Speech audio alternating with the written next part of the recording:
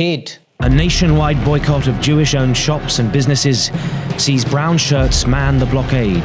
They produced films to demonize Jews by comparing them to rats.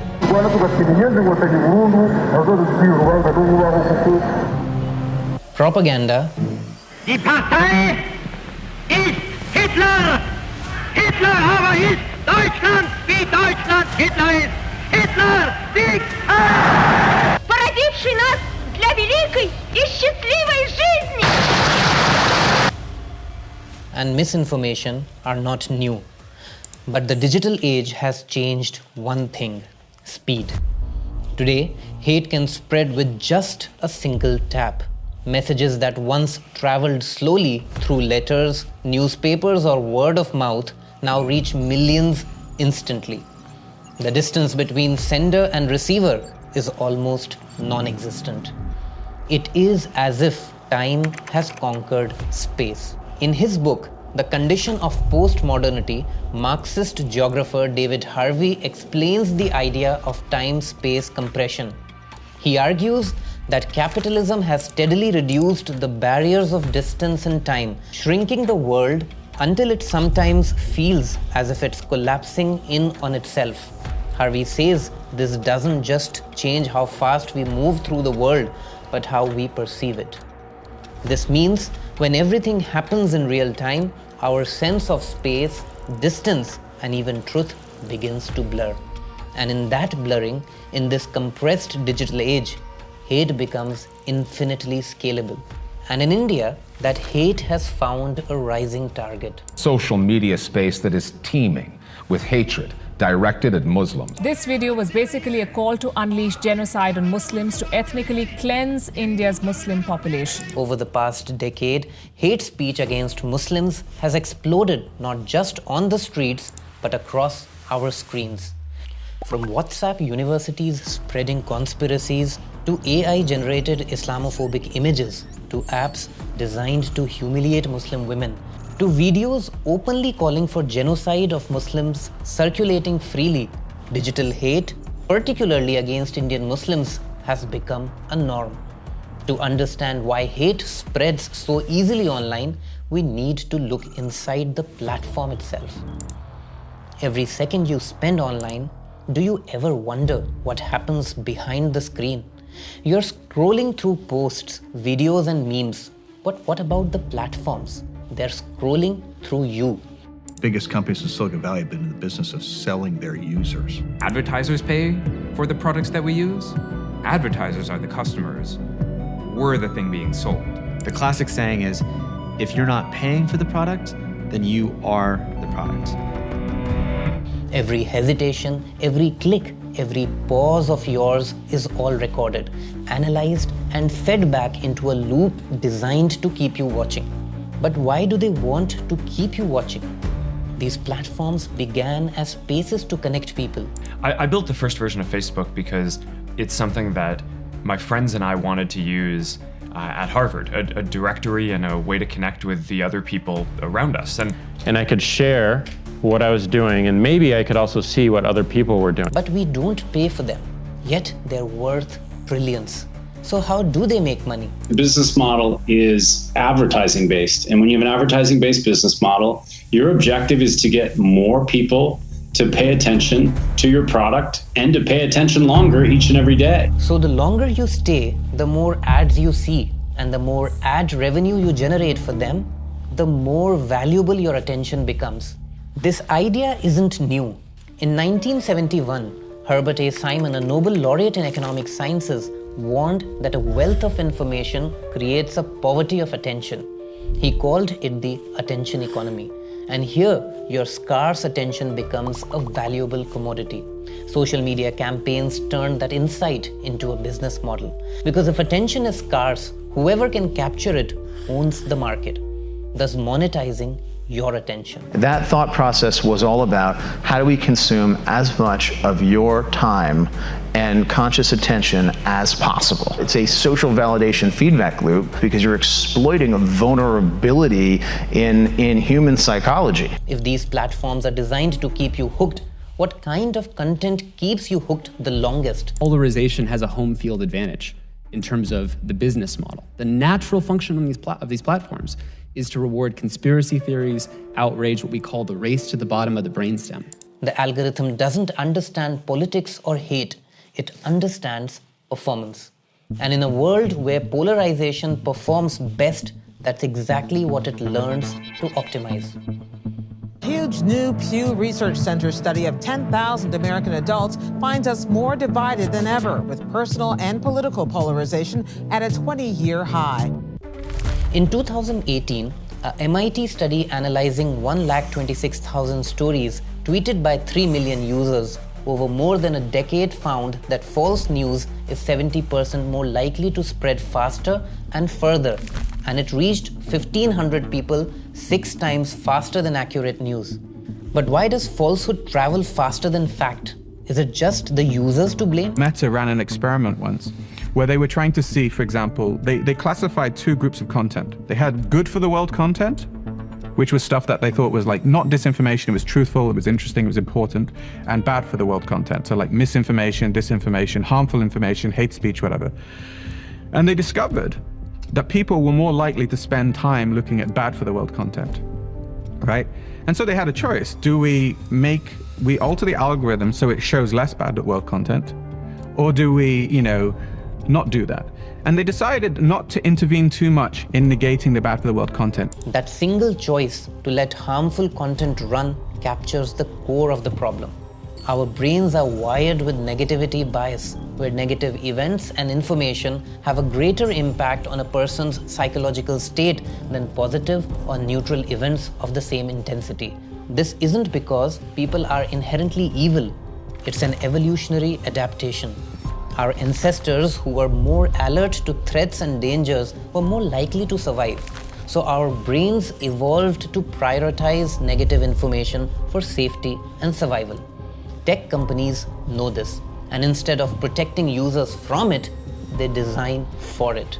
The algorithm feeds on engagement. Since outrage drives engagement, the system learns to show more outrage. It is as if you're always in the fight or flight mode. It's a feedback loop. Attention generates data, data trains the algorithm, and the algorithm optimizes for what gets the most reaction. So when Meta decided not to intervene, it wasn't neutrality. It was monetizing human vulnerability, putting profit over truth. In the 1920s, Edward Bernays, the father of modern PR, argued that if you understand human psychology, you can shape public opinion, not by force, but by engineering desire and belief. He called this the engineering of consent. A century later, that principle operates on a far greater scale. Today, public opinion can be shaped for or against almost anything, not through persuasion, but through algorithmic amplification. Social media has become a powerful tool to engineer consent, not just to sell ideas, but to normalize hate, prejudice, and even violence. Decades later, Herman and Chomsky explained Bernays' idea into what they called manufacturing consent. They argued that the media doesn't simply inform, it filters and frames information in ways that serve power and profit. But today, that system has evolved. Propaganda is no longer broadcast from the top. Social media has not only digitized propaganda, it has incentivized it. What used to require state machinery or mass media can now be done by anyone with a smartphone and an algorithm that rewards outrage. The platforms don't just monetize attention anymore. They've created an entire economy around hate as engagement. Creators, influencers, and troll networks all benefit from the same logic. The more divisive the content, the higher the reach, the better the payout. And those consequences aren't limited to what happens online, because when the same system that rewards engagement also rewards outrage, digital hate doesn't just stay on screens, it spills into the real world. Home Minister Amit Shah called Bengali Muslims termites. A Muslim man burnt alive in Rajasthan, and all of it on video, all in the name of love jihad. Shocking remarks by a UP BJP MLA who asked for a boycott of Muslim vendors. When engagement becomes profit and profit aligns with power, These platforms stop being neutral spaces. They become instruments. And in politically charged environments, that design has real-world costs. Take Myanmar. Facebook's platform let extremist speech spread unchecked.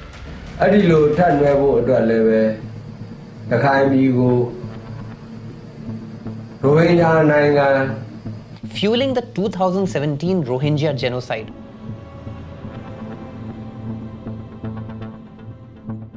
Peer-to-peer networks cast Rohingya Muslims as violent foreigners while glorifying the military. Posts dehumanizing them flooded the platform. The military ran fake pages to quietly spread hate, and incendiary posts including a rumor by monk U Viratu directly inciting violence, killing and displacing thousands. Warnings from researchers about the platform amplifying hate were ignored by the platform itself. This had given propagandists unprecedented reach. Later in 2018, Facebook admitted, after years of denial, that it had not done enough to help prevent our platform from being used to incite offline violence. What happened in Myanmar revealed a deeper trend. Platforms don't just host content. Their design decides which voices are amplified and which are sidelined, often in ways that side with dominant narrative, power, and profit. And that pattern is not limited to one country. In 2021, internal data from X showed it amplified right-wing content more than left-leaning sources. In 2023, Human Rights Watch accused Meta of suppressing pro-Palestinian content while allowing violent anti-Palestinian rhetoric to circulate freely. The bias here was then political and global. Despite this, by early 2025, both Meta and X had rolled back key hate speech and fact-checking rules even after years of evidence linking viral hate to real-world harm. Every digital ecosystem develops its own algorithmic rules, shaped by local politics, profit incentives, and cultural context. Algorithms don't just reflect power, they act on it, deciding what content is amplified and what is shadow banned. Over the past decade, India's digital sphere has become a lab where platform capitalism and Hindutva nationalism reinforce each other. A 2018 Observer Research Foundation study found a rise of 19 to 30% of the incidents over the one-year time frame of the study, focusing on digital hate. It revealed that most of the comments were targeting Muslims around cow protection, beef consumption, and interfaith marriage, often with calls for bodily harm or violence. In 2020, a Wall Street Journal investigation revealed Facebook's top India executive Ankhi Das shielded hate posts by BJP leader T. Raja Singh, who had called for Muslims to be shot. She suggested enforcing hate speech rules could hurt business prospects.